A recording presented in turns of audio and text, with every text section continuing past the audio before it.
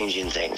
Just go for it. It's an absolute must. You must try and go for it. The next winning call could be answered by you. For another chance to win £20,000 in tax-free cash, text PRIZE to 63232. Text costs £2 plus one standard network rate message. Or post your name and number to GB05 PO Box 8690 Derby DE1 9TT. UK only. Entrance must be 18 or over. Lines close at 5 p.m. on the 31st of May. Full terms and privacy notice at gbnews.com/win. Please check the closing time if listening or watching on demand. Good luck. This is GB News, Britain's news channel. The fact that the King has not found time during the 3 days that his younger son has been in London to see him is a definite right royal flea in the ear for Prince Harry. And a lot of people around the country and around the world will be saying, and about time too. What Harry and his wife have said, either directly or through their amanuensis and fan Omid Scobie in his book Endgame, it's been very, very bitter, very hard, very cruel allegations against not just the King and Queen Camilla, but Prince William and his wife, who, as we know, is being treated for the as yet undisclosed form of cancer. And that has gone home very, very firmly. Nothing could actually be worse in a family to have this division and bitterness and unkindness. And words have power. Actions have consequences. And I think that's what we're seeing played out here. The division between the California couple in their hilltop Camelot and the British royal family getting on with the job is now very, very deep, and the divisions are stark, us to see. And between, indeed, the Spencer family and the Mountbatten Windsors. Well, Karen Malone earlier was suggesting that people are starting to feel a bit more sorry for Harry and there's a bit more support towards him. Are you sensing anything like that? Well, I tell you what, Nana, I thought it was great that he got a great cheer yesterday because people suddenly saw the happy Prince that we used to know.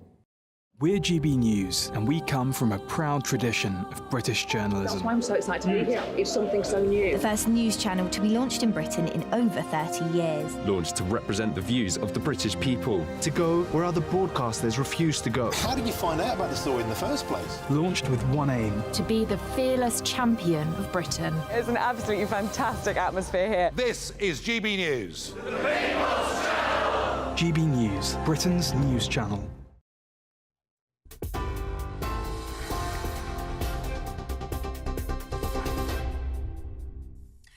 Good evening. The top stories this hour. A damaged air valve on a pipe in a field containing cattle has been identified as a potential source leading to small traces of parasite in a local water network. Thousands of households in Devon have been told to boil their water before drinking it for another week after a parasite was found in a key reservoir. The UK Health Security Agency says 22 people are confirmed to have become sick, with 70 other cases of diarrhoea and vomiting under investigation. South West Water's chief customer officer says it's possible that cattle manure caused the contamination. The company has apologised and is offering £115 of compensation to those affected. Sir Keir Starmer has told GB News there'll be no tax cuts under a Labour government until the economy is back on the path to growth. The Labour leader says that while he wants to keep the tax burden as low as possible, he also wants to ensure that living standards improve. He said British people deserve to know that future generations will enjoy better opportunities, but he says that can only be achieved with tangible steps. Wherever we have said we will raise taxes, we've set out what we'll raise and what we'll spend the money on. So what you did hear this morning is that we're going to get rid of the tax break for private schools and use that money for the teachers we need in our state secondary schools. What you did hear is that we're going to get rid of the non-dom status properly and use that money towards reducing waiting lists. The tax burden on people is as high as it's ever been under this government. This has been the tax rising government of all time. Hospital mortuaries in England allowed bodies of deceased patients to decompose because of a shortage of freezers, inspectors have found. The Human Tissue Authority told how inadequate storage facilities at some NHS trusts and lack of freezer space means some bodies have been left for too long at unsuitable temperatures. Official HTA guidance says bodies should be moved into frozen storage after 30 days in fridges or before, depending on the condition of the body. The hospitals criticised in the reports, following inspections in 2022 and last year, said systems have since been improved.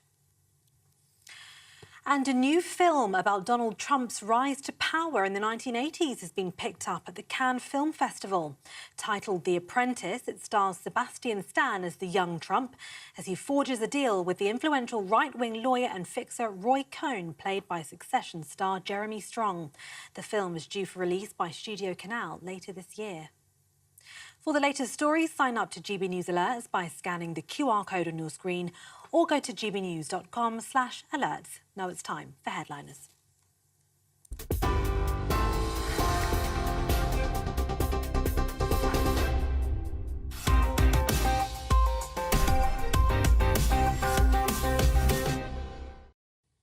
Hello and welcome to Headliners. I'm Stephen Allen. It's the show where comedians review the next day's news for you.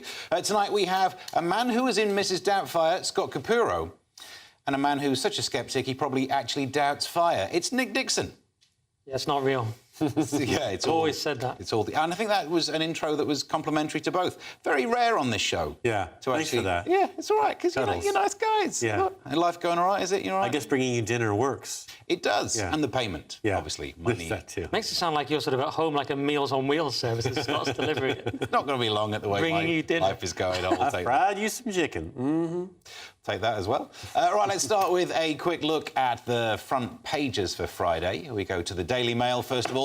Don't betray our Royal Mail is their headline. The Telegraph says Labour tax rises as sure as night follows day, says Hunt. Guardian, ministers were warned in 2021 about carer scandal. The Eye says UK's toxic water, illegal sewage, parasites in taps and higher bills on the way. Express, be warned, taxes will go up under Labour, says Hunt. And finally, the Daily Star, bless you, Fido. And those were your front pages.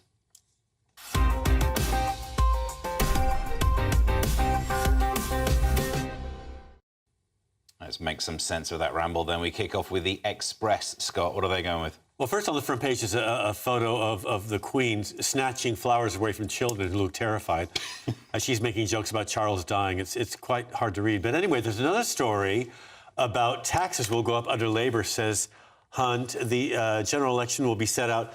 The key battleground for the general election will be set out today when Jeremy Hunt warns of tax rises from Labour. He's saying it's going to get much worse if you elect them, that they're all about taxing you, that we've been really gentle and mild, but it's going to get real brutal if you let them in office. That's what he says. The administration that's given us the highest tax burden since the Second World War, saying that things are going to get bad now? Yeah. Yes, it's going to get much worse. And interest rates, he says, worry about those too. They're quite high already. I can't see them getting any higher. But anyway, that's what he says.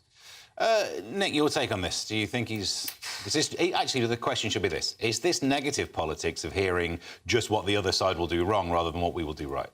It's exactly that. And it's pretty weak, isn't it, at this stage when the Tories are about to be obliterated? As you say, highest tax since the 40s by some metrics. And it's like, but guess what? It's going to be even worse under Labour. And they're not wrong. That's the disturbing thing. It will be even worse. Everything will be even worse. But that's such a terrible pitch when your party's facing potential extinction. You need something a bit more, right? He's saying it's going to last for quite a while, too. But then he's saying also, if their party is elected, the Conservatives, that the brutal economic situation will last as well. So really, there's no change under either party, which makes, I think, a lot of voters think that the parties are very similar. Yeah. There's a footballer here. It might be Declan Rice saying Star's secret ingredient to batter opposition. That's what actually the Tories need, a secret ingredient to batter the opposition. You know, this is too weak.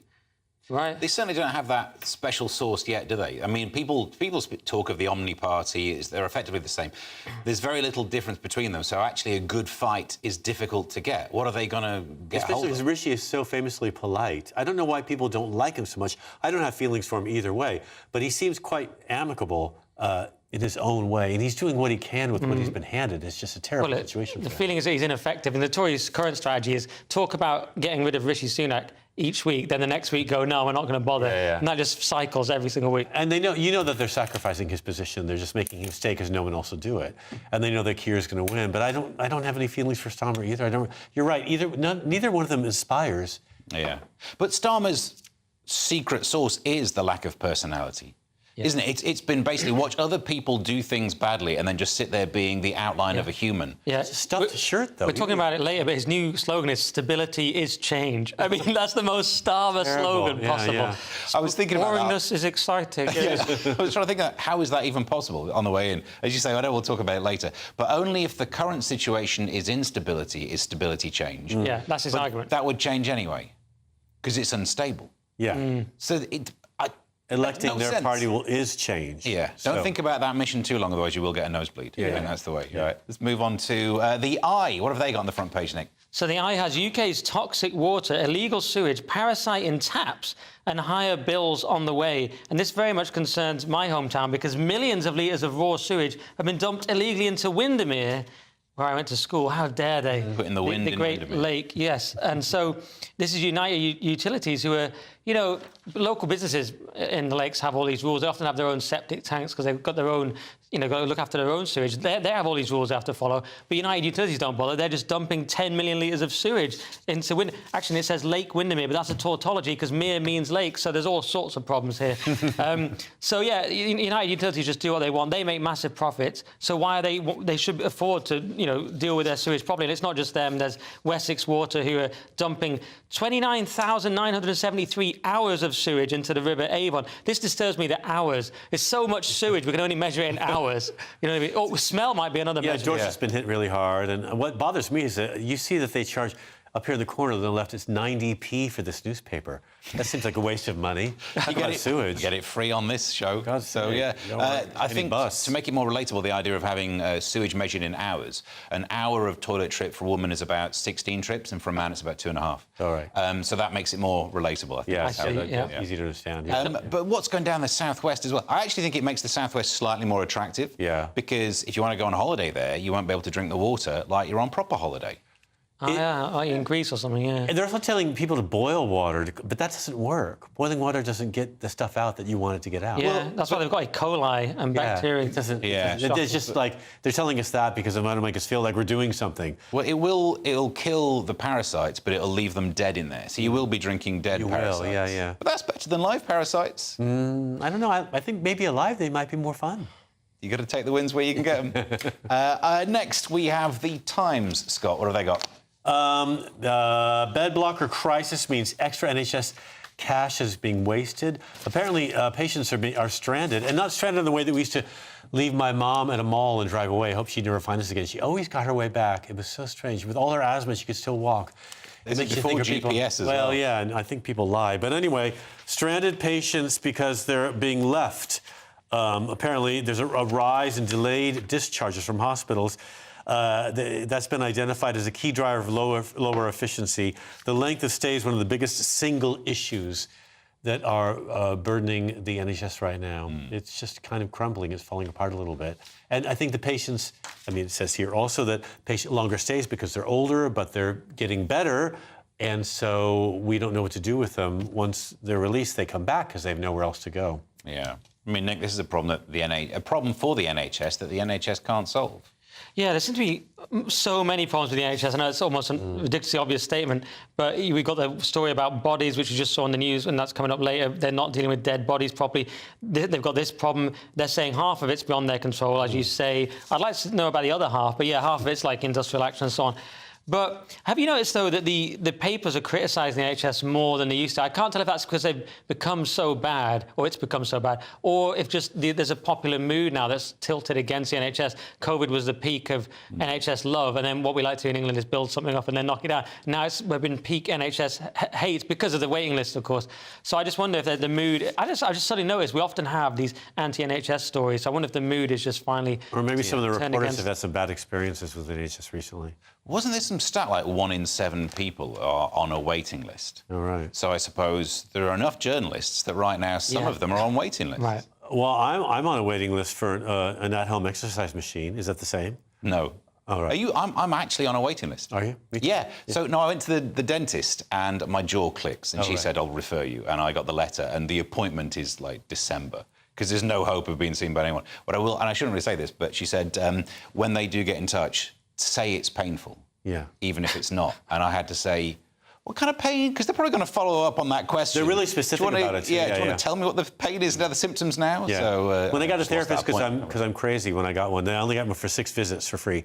And then I basically lied on all the forms they sent me. And the woman who led me through filling them out online basically told me, she said, how sad are you? I said, pretty sad. She said, really, pretty sad? I said, I'm hyperventilating. She said, write that down. So, yeah, it was like that. To be fair, though... To get 6 visits. To fix your problem, Scott, would cost more than we have. No, seriously, and I'm paying for it right now. It's just simply not enough. Yeah, there's a system that is not working. We finished this section with the Daily Star. Nick, what treat have they got for us? They've got Bless You Fido, which is a kind of a pun, Steve, because the dogs are sneezing, you see, because they've got hay fever. So you thought that, like, Zoomers and people now were kind of weak and, you know, having all sorts of problems. But now it's moved on to pet. Your pet now has hay fever. Well, not that hay fever suffers a week, of course, but just pets having it seems like it's like dog therapy or something. It just seems like a sad new level. But they mock you, I think, or they want to behave the way you do, pets, so that they want to have the same thing you have, you know? I don't have it. It's the one thing I don't have, hay fever. Yeah, they want to look weak and moan about things. It's been terrible this year. It's been the worst year I've ever had it. Really? Yeah, really. So the last 2 years were okay, but this year's been really bad for the last 2 months. But how can you tell if a dog has hay fever because they've already got wet noses? Surely that's one of the symptoms, isn't it? Well, if you kick it and it coughs, then it probably does. They complain a lot and go, oh, the pollen's high today. Yeah. That's how you know. Yeah. That's how they say it. If you leave it outdoors and it barks all night, then it's probably got hay fever.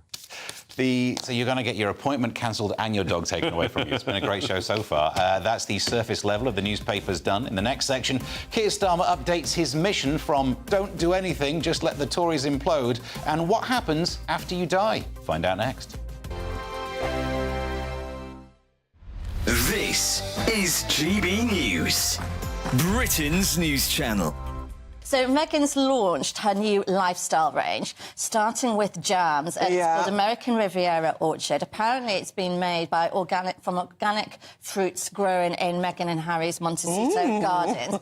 If we can believe it, I reserve an air of scepticism. But she sent out 50 jars of this jam to influencers and celebrity friends in the hope of trying to boost some sales to her products. But it's ended up winning for King Charles because fans have gone to Highgrove website and King Charles's jam has sold out. So why did they go? Has gone through the roof. Why did they go to the Highgrove website? Well, I think it's a bit of a blow against Meghan because they're saying we don't want your jam. We're going to go and get the king. So it just shows how popular the king is. This is what she's always wanted. Her dream has been to be like this Gwyneth Paltrow style lifestyle guru. She's always loved Gwyneth's website Goop. When she set up the TIG, which was her website when she was still in Suits as a working actress, that was the brand, the style of brand that she was going for, was this Gwyneth style, New York elite, very princessy. So this is her chance now by trying to cash in on her royal title because she is now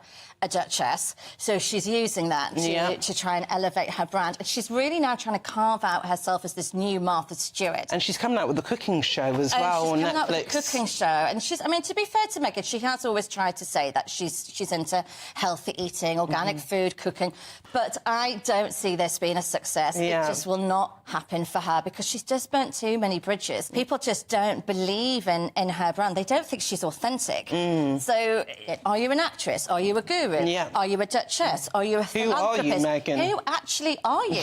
This is what we're asking. I don't think anyone knows. I don't think Meghan really knows who she is. 2024, a battleground year. The year the nation decides. As the parties gear up their campaigns for the next general election. Who will be left standing when the British people make one of the biggest decisions of their lives? Who will rise? And who will fall? Let's find out together. For every moment, the highs, the lows, the twists and turns. We'll be with you for every step of this journey. In 2024, GB News is Britain's election channel. We're GB News, and we come from a proud tradition of British journalism. That's why I'm so excited to be here. It's something so new. The first news channel to be launched in Britain in over 30 years. Launched to represent the views of the British people. To go where other broadcasters refuse to go. How did you find out about the story in the first place? Launched with one aim. To be the fearless champion of Britain. It's an absolutely fantastic atmosphere here. This is GB News. GB News, Britain's news channel.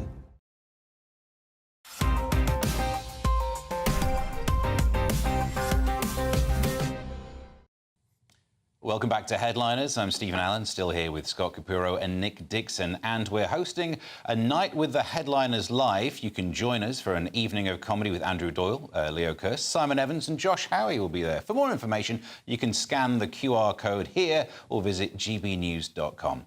Back to the papers. Scott, The Guardian. Keir Starmer's message is the Tories caused this mess, but we're different, which will upset Rishi, because that's also his message. Well, there's first an article in The Guardian about how my feelings are hurt that I wasn't asked to attend that comedy show that you just mentioned.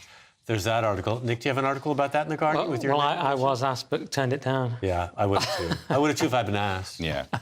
Anyway... I wasn't asked, but I would have said yes. Well, I can't be there, but half those comics do my act anyway, so you'll see it.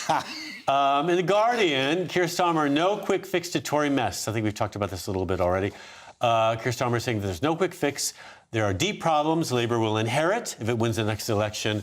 And already Keir's obviously apologising for what will be a potentially mediocre job. He says that it will take 2 terms to correct some of the problems. So Keir's already writing a sequel to his to his first term. Still in Labour is I think that's the title of the sequel. Still in Labour, or Labour Pains 2, or Does My PM Look Big in These Jeans? Anyway, these are the titles of his extended play. He's already saying, look, I need more time than you think to fix the problems because I'm so ineffectual. No one's going to listen to me for 2 years. So give me time, take a deep breath, relax, lay back, take a nap. You can't afford to eat anyway. It's going to be really bad because it sucks right now and I'm awful. So, brace yourselves. It's not just going to get worse. It's going to get banal. And then there's going to be more of that. So give me 10 years. At least give me 10 years to fix your problem. It's uninspiring to get the apologies in this early. Already. You know what I mean? On the day he's announcing missions and apologising in a place called Purfleet-on-Thames. Well, don't have a go. Lovely. That's a lovely sounding town in Essex. It's not. I mean, it's not lovely. It sounds cute.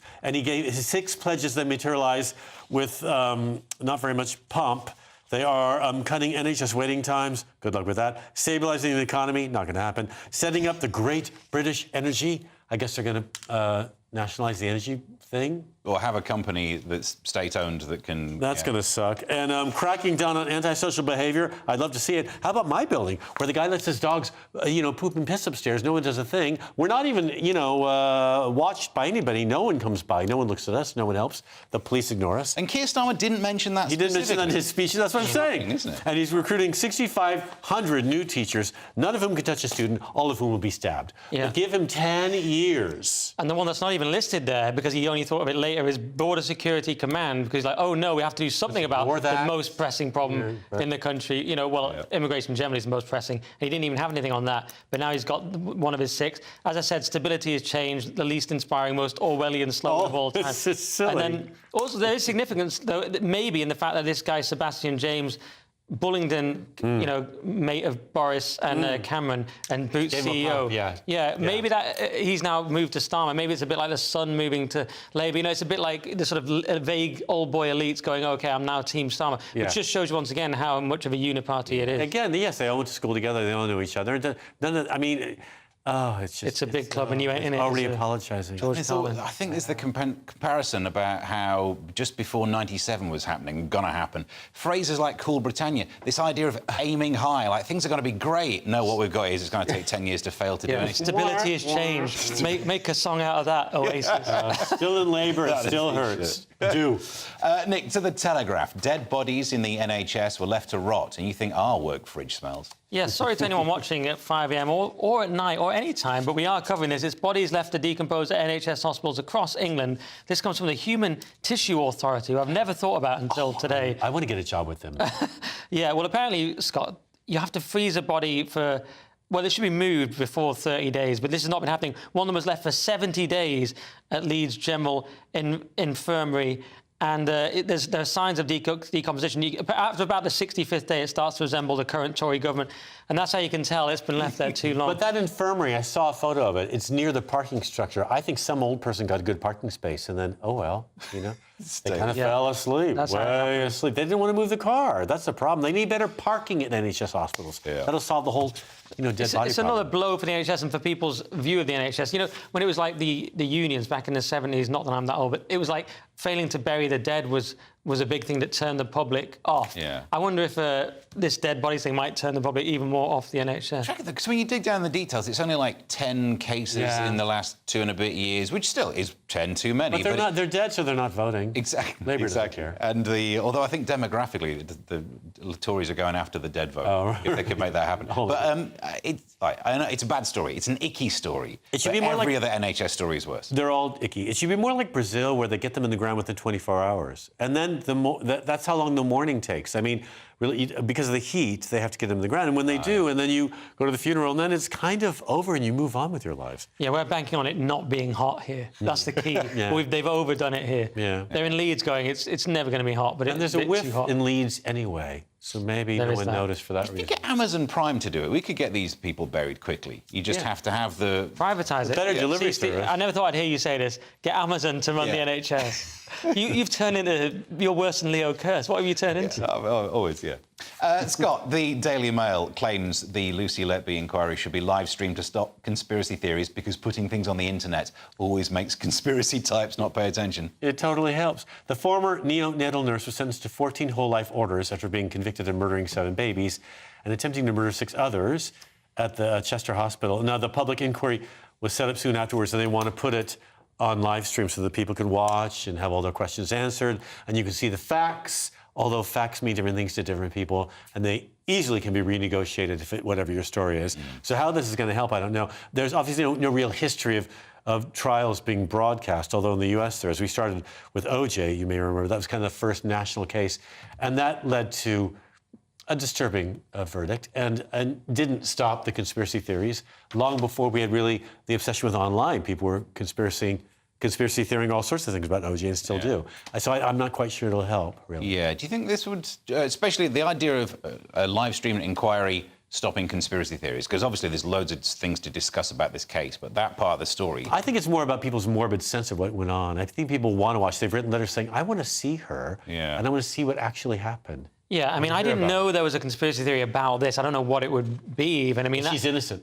OK, that one. OK. Shut up. Yeah, I mean, that's, to me, there is a danger. I like the spirit of conspiracy theorists, of course, because they're skeptics, as you sort of alluded to at the beginning, like me. But you can go too far and sort of lose your humanity, and this might be one of those cases. But Richard Baker KC is saying that broadcasting public inquiries has become the norm. So if it is the norm, then why not for this case? Yeah. Well, has it become the norm? That's what he claims. I didn't realise that. It's not about live streaming a trial; it's the inquiry. It's right. The NHS. But Lady Justice Thirlwall.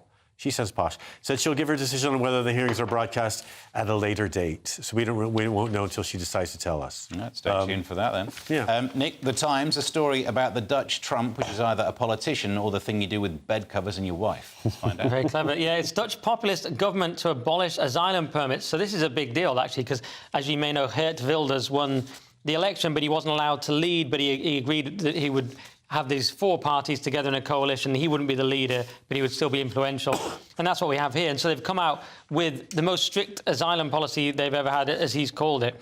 And it's basically anti-immigration, pro-farmer, because one of the 4 parties is a farming-based party. That's their main concern. So they're sort of toning down the ridiculous emissions requirements for farmers, and they're going to be tough on asylum seekers. They're going to abolish asylum permits. There'll be no priority given when allocating social housing, things like this. So there's a few... Oh, and also, quite interestingly, lessons on the Holocaust will be mandatory because Wilders is very concerned about anti-Semitism rising in the world, and he has been known to be a little bit, let's say, anti some of the people that might be the most anti-Semitic. I don't know, how do we say that? I've tried to say that in a non-controversial way, and it came out even worse. Yeah. Anyway, he's very concerned about anti-Semitism, and he's quite pro-Ukraine and so on. One thing they're doing as well is bringing about 80 miles an hour as a speed limit instead of 62. Holland's gone mental with liberal things like 62 miles per hour on the speed limit, kind of liberal authoritarianism, post-liberal authoritarianism. So he's getting rid of all that. And it's good because people are crying out to have their issues dealt with by politicians, immigration being one of the main ones. And this has been stifled. And the EU here are very worried about it. Franz Timmermans going, oh, Wilders will be in power, and that's very worrying. It's like, well, then you shouldn't have been so arrogant and complacent, because this is inevitably what you're going to get if you didn't tackle people's concerns. He said the climate's... this guy you just mentioned, Franz Timmermans, he's the former EU commissioner dubbed the climate pope, has said that the climate's going to be ignored and that, you know, the Netherlands is going to turn into a right-wing, you know, theocracy or whatever he said about it. But I just think that this person's answering... I mean, the guy, you know, a lot of these people don't want to work with him, obviously. He won the popular vote. Didn't win it, but he got the majority popular vote. And his co-workers don't want to work with him. They think he's a bit of a pain. But again, it's another election where the public is ignored about what they want. I don't agree with... I mean, I would not have voted for him, but he did win the majority. So you kind of have to listen to him now. Yeah, that's what democracy is. I love the idea that 62 miles an hour you think is like that. That was too much. I'll think about that as I drive back through the 20-mile-an-hour zone on the way back. Also absurd, by the way. Yeah. I mean, the only reason I'm late sometimes is because you get behind someone who's doing 20 in a 20 zone, and you just don't plan for that, do you? Scott, The Guardian, Putin has been sucking up to the leader of China. It's a bit of he said, she said. Nice. Wow. Yeah? Yeah. They're being they're best friends, Putin said, best friends. And there's a border town called Harbin, a city in northeast China, once known as Little Moscow because it has Russian population and Russian Orthodox-style architecture. So they're hanging out there, you know, good times, good old days.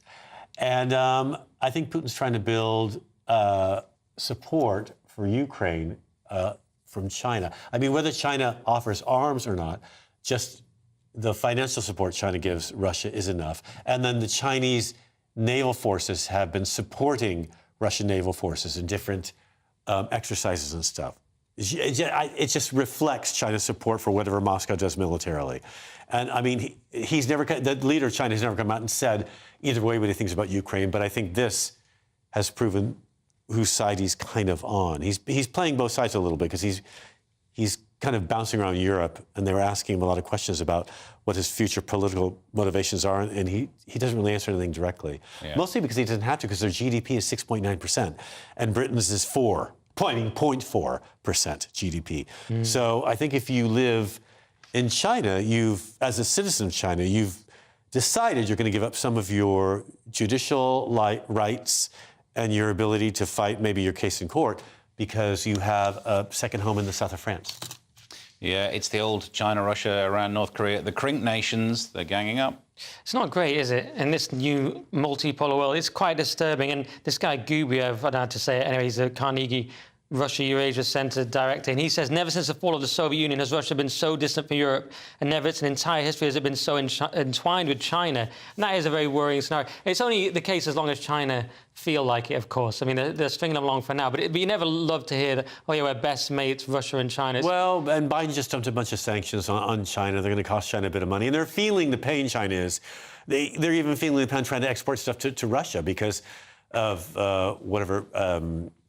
IT stuff they use that America provides. America's not providing it. So it's bad economically for everyone, actually. And I just wish that these guys who are elected as diplomats would learn to get along a little bit better. I mean, I think Putin needs to be put in a cage. I think he needs to be taught his lesson. But I don't think that the international community is willing to do it. And criticizing China for having a friendship with Putin is, I think, hypocritical, because really the EU's done almost nothing to support Ukraine in this battle. Yeah, wasn't that long ago in David Cameron's previous job, he was best friends with China. Don't know where he is these days. That's this section sorted. In the next one, school leavers can't go to university, but they can become train drivers. Let's hope they are good at going on strike. We'll find out more next.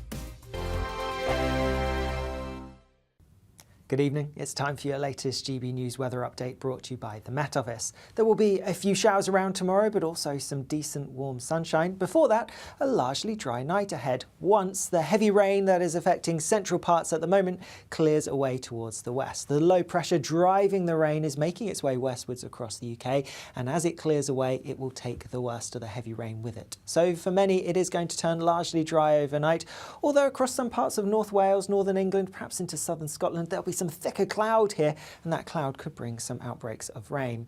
Elsewhere, there will be some clear skies, but temperatures not dropping a huge amount, most places holding up in double digits. We do need to watch out for some mist and fog first thing, particularly in the southeast. I am expecting a few patches to develop overnight, but they should largely clear quite quickly as we go through the morning tomorrow. Some brighter skies across other parts of southern England and Wales. Thicker cloud though for northern England and Wales, and this bringing some outbreaks of rain even into parts of southern Scotland. Sunnier skies though for Northern Ireland and the rest of Scotland, albeit towards the far northwest, towards the Outer Hebrides. Here some thicker cloud could also be bringing some outbreaks of rain first thing tomorrow morning. Otherwise, as we go through the day, the thicker cloud across some northern areas should break up a little bit, so some brightness breaking through here, and elsewhere there will be some decent sunny spells, but also a few showers to watch out for. They should be generally fairly hit and miss in nature, so many of us will avoid them. Do watch out for some heavier ones across parts of Scotland. Temperatures likely to be a little bit higher than today for many of us, a low 20s quite widely, so feeling pretty warm in any sunshine. Into the weekend, and on Saturday, watch out for some hefty showery rain spreading its way across southern parts. Elsewhere, there could be a few showers to watch out for, but they don't look like they'll be as frequent or as intense. Perhaps fewer showers on Sunday, but still the chance of some, especially towards the south. Then Monday's looking mostly fine. See you later. In the GB newsroom, we bring you the news as it happens. With our team of dedicated journalists across the UK, GB News brings you accurate reporting of the day's topical agenda. When the news breaks, wherever and whenever it's happening, we'll be there. This is GB News, the People's Channel, Britain's news channel. If you want your news to be straight talking... This is a nightmare for the Conservatives again. Down to earth. It's not just Nottingham where this is happening, is it? And most importantly, honest. Hard-working, middle-class taxpayers, they'll get their book thrown at them. Then catch me, Martin Daubney, Monday to Friday, 3 till 6 p.m. on GB News, Britain's news channel. We're proud to be GB News, the People's Channel, and as you know, we always love to hear your views. Now, there's a new way of getting in touch with us at gbnews.com/your-say. By commenting, you can be part of a live conversation and join our GB News community. You can even talk to me, Bev Turner, or any of the members of the GB News family.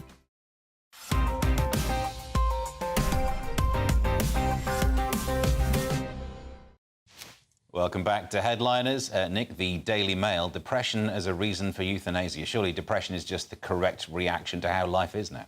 Yeah, there is that argument, and this is shocking and sad. We've discussed it before. It's Dutch woman, 29, granted permission for euthanasia on mental health grounds, despite being physically healthy, dismisses criticism of her decision as insulting and says she'll die in the next few weeks. This is Zaraya Tabeek. Hopefully that's the pronunciation. And what's tragic about this, I mean, look, I'm very sympathetic. She's got mental health problems. She's self-harmed in the past. She's been suicidal, and she's really attractive, actually.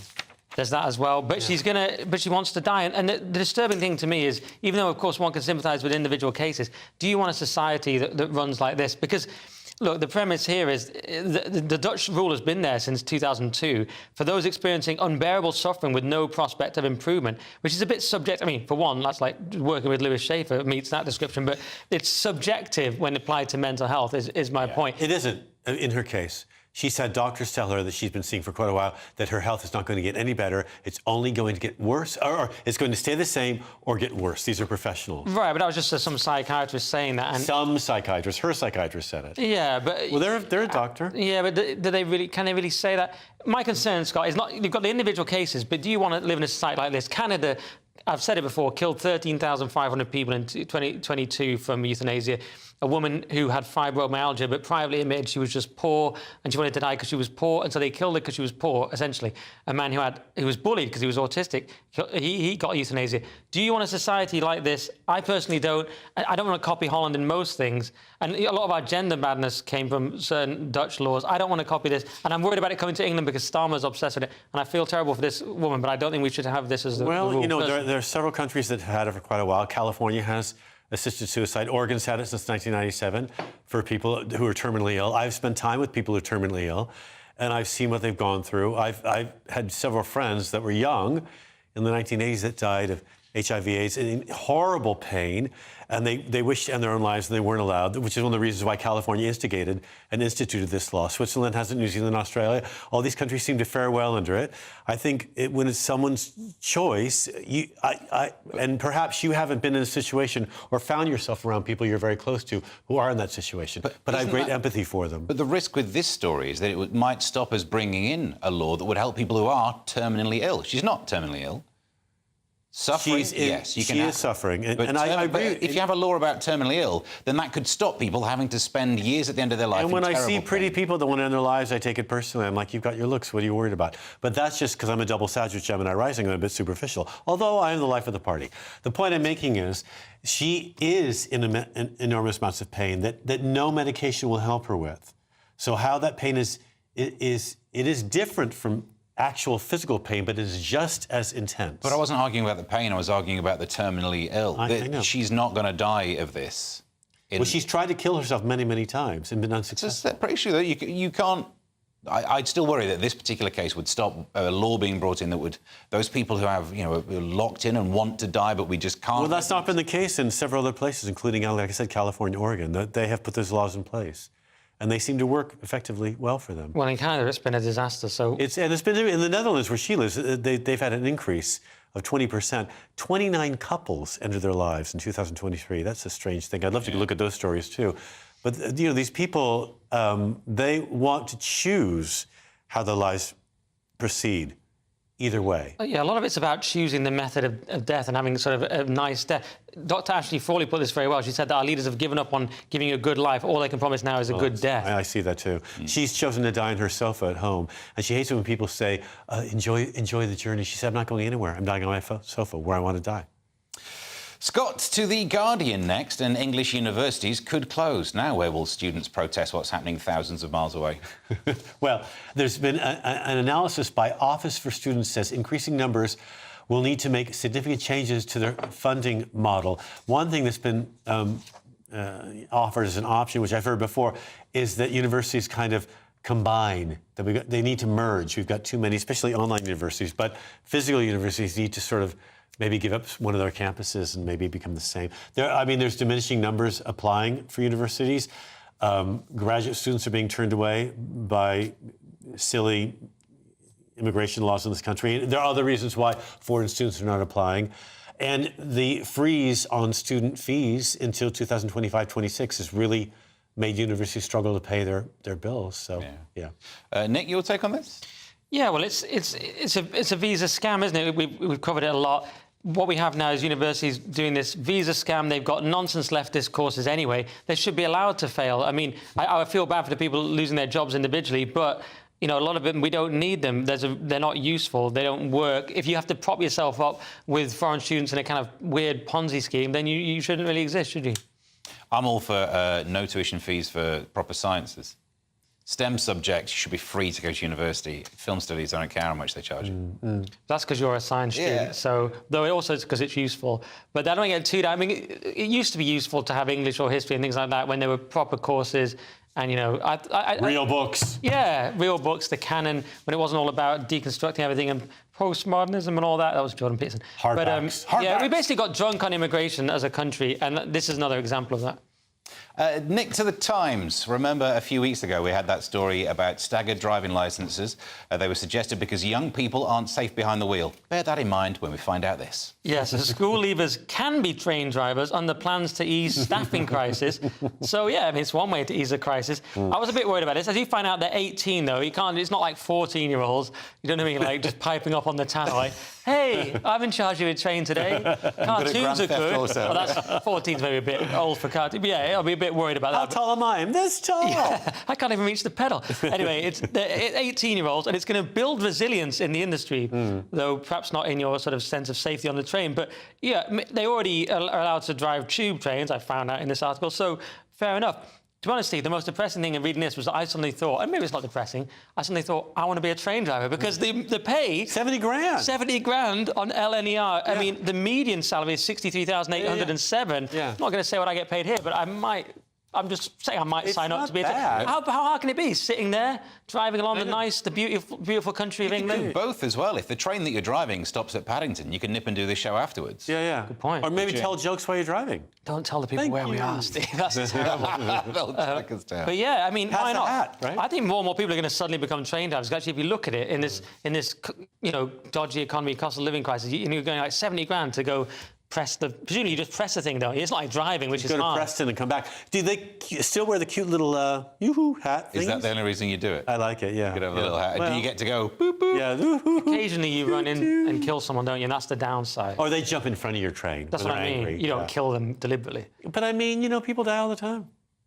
You'd be perfect at that then, it turns out. You've got because there's psychometric testing to make sure you've got the inner resilience to deal with that situation. Maybe we can couple that suicide thing with this. I would like the alone time. Really? Just there in that cabin, the little cabin thing on your own at the front. No Lewis, you know what I mean? Yeah. No, I know what you mean. The Metro and... Sorry, we love him. We love him. The Metro. Grindr now offers free STI testing, which is bad news for your postman, Scott. How popular is Grindr in the UK? I'll tell you. Grindr reaches almost 1 million adults in the UK. The most popular dating platform is Tinder, as you know, which is how you met your daughter. With 2.49, your child bride, 2.49 million visitors to Tinder, which means a lot of people are humping. And when you get a lot of humping, you get a lot of STIs.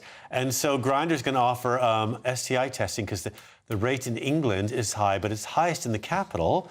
1,397 diagnoses per 100,000 of STIs in the last year, as opposed to half that in the rest of England. So we're number one, yeah!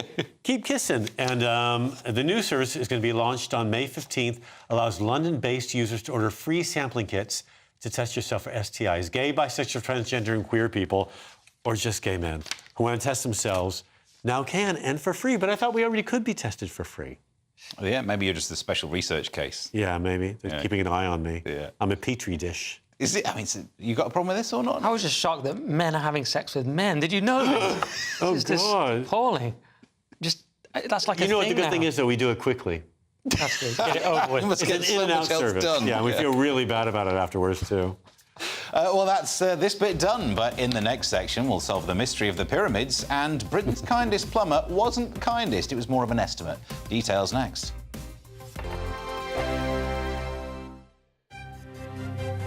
GB News Breakfast. Every day from 6 a.m.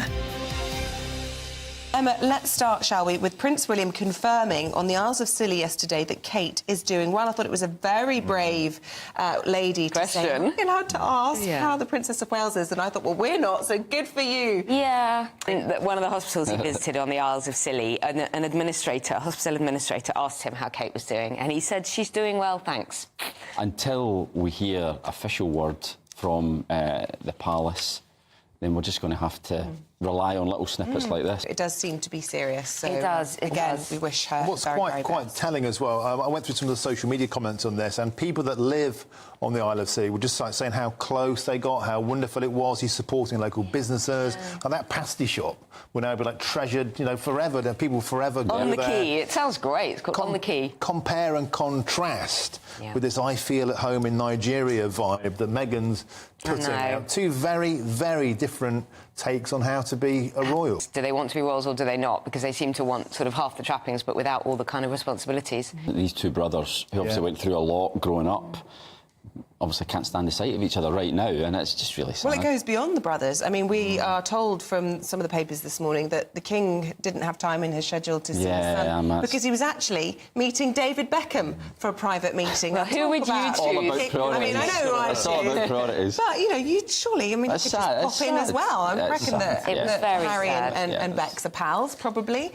So what's gone on there, and will they ever be able to repair things? And they really were so close. I mean, when you compare the Buckingham Palace garden party, a couple of miles down the road, literally Harry was at Westminster or wherever it was. It wasn't far. And it absolutely would have been possible for him to 3 go. miles apart, and yet absolutely worlds apart in terms of their emotional state. We're GB News, and we come from a proud tradition of British journalism. That's why I'm so excited to be here. It's something so new. The first news channel to be launched in Britain in over 30 years. Launched to represent the views of the British people. To go where other broadcasters refuse to go. How did you find out about the story in the first place? Launched with one aim. To be the fearless champion of Britain. It's an absolutely fantastic atmosphere here. This is GB News. GB News, Britain's news channel. I'm Patrick Christie's. Every weeknight from 9, I bring you 2 hours of unmissable, explosive debate and headline-grabbing interviews. What impact has that had? We got death threats and the bomb threat and so on. Our job is to do what's in the best interest of our country. You made my argument for me. My guests and I tackle the issues that really matter, with a sharp take on every story. I'm hearing it up and down the country. That was a beginning, not an end. Patrick Christie's tonight from 9 p.m. only on GB News, Britain's news channel.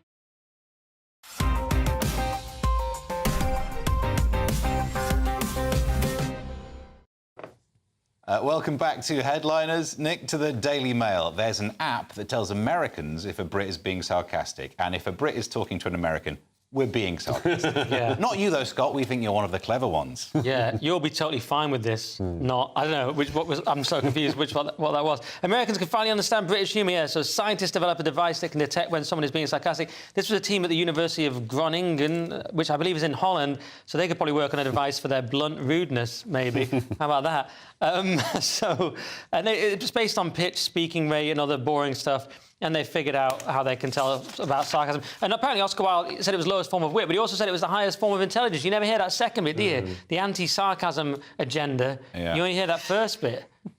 A New Zealand waitress I worked with when I was still waiting tables and I hated myself, she said to me, I can't do the accent because I have a future, but she said, I've always been very sarcastic. She said it's the lowest form of wit. I said, I think you'll find Oscar Wilde actually said, and then I quoted the second part, and she stared at me like she hated me. I'm like, winning. I think sarcasm is hilarious. My husband doesn't get it at all. He's Brazilian. Thinks I'm being mean whenever I'm that way. And I'm like, I am being mean. That's what it is. Yeah. He doesn't understand what it is then. He said, but do you mean it? I'm like, yes, I mean it. That's why it's mean. It's meant So he's just like a happy, straightforward sort of Brazilian person. He is, not used to your devious ways. Yeah, exactly. Or probably used to them by now. Duplicitous. Are you sure you're getting sarcasm, though? So you mean it and you're being mean. I think you're... That's just meanness. It's the American version of sarcasm. Your personality, Scott. No, that's why Americans don't really understand sarcasm, because they interpret it as you being mean. They're like, why are you being mean to me? Yeah. Because I think we use it as to cut people in the U.S., whereas it's sort of used in an affectionate way in this country, almost as a flirtation. It comes from a small country with dense population with a rigid class system, so you can't say anything directly. This is where I believe it comes from. I'm making this up, but I'm pretty confident I'm right. Whereas America is more straightforward, open, bigger country. You say what you mean. That's it. I mean, people are saying if you say what you mean, it means that you mean it. But if you're saying something else and you're trying to get me to understand it, you're mocking me. Yeah. Like, England works by passive aggression because we've had to. Yeah. But over the British mock each other a lot. It can only happen in a nation without guns. I think, there's no way that a sarcastic conversation doesn't end with another As can women fighting each other in Middlesbrough on a Saturday night. Yeah. Beautiful. They tear each other apart. That only happens because no one has any guns. A good point. Like, please shoot me. You will just get killed. Seriously. Yeah. Women know how to behave when there's a few guns around. It's one of my favourite things to watch. Scott, The Times, keeping it topical. Why were pyramids built where they are built? Because they were built near water originally, and it looks like they weren't because all the water shifted with a drought in 4200 BC or something, or 4000 BC. There's a drought, and those pyramids are built on waterways because that's how they transported the materials to build them. And then all the sand moved, and now it looks like they weren't built on waterways when they weren't built in the middle of deserts. They were built near, ponds and streams and things. Nice. Aliens built them, didn't they? Oh, that's... But the aliens like the rivers, because, it's beautiful back then. Yeah, Probably that's what it is. Yeah. Well, I'm glad we got to the bottom of that. Nick, the Metro, a man was found living in a hole in the ground. Now, that's what you call a man cave.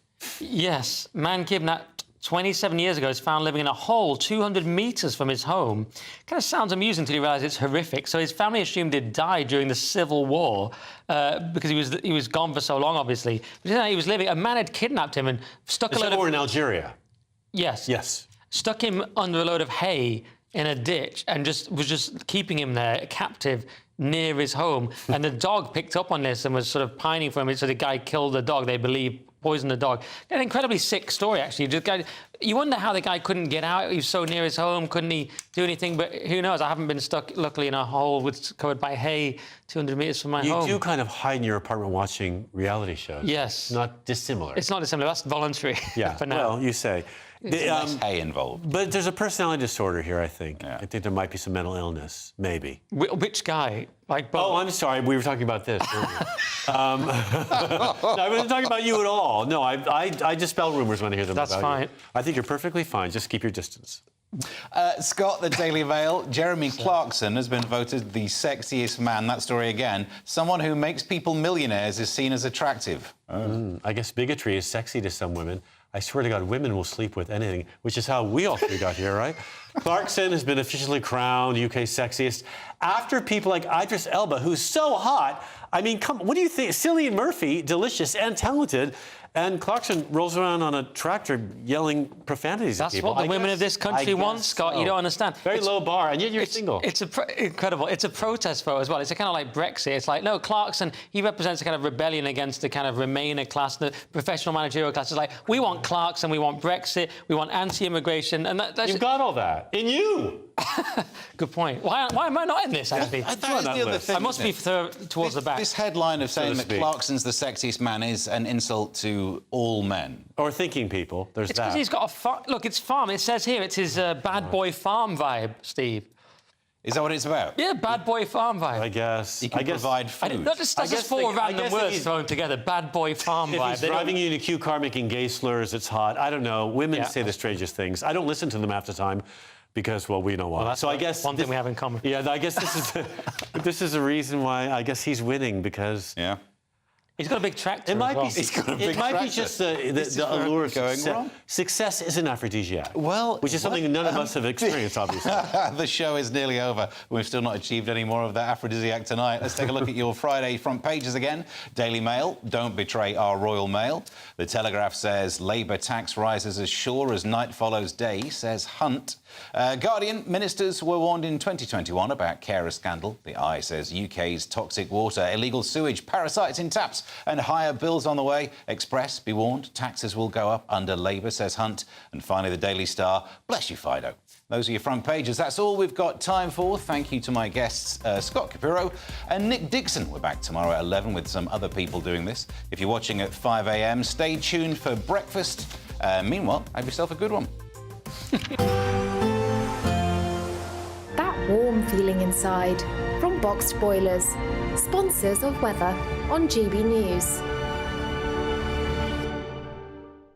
Good evening. It's time for your latest GB News weather update brought to you by the Met Office. There will be a few showers around tomorrow, but also some decent warm sunshine. Before that, a largely dry night ahead once the heavy rain that is affecting central parts at the moment clears away towards the west. The low pressure driving the rain is making its way westwards across the UK, and as it clears away, it will take the worst of the heavy rain with it. So for many, it is going to turn largely dry overnight, although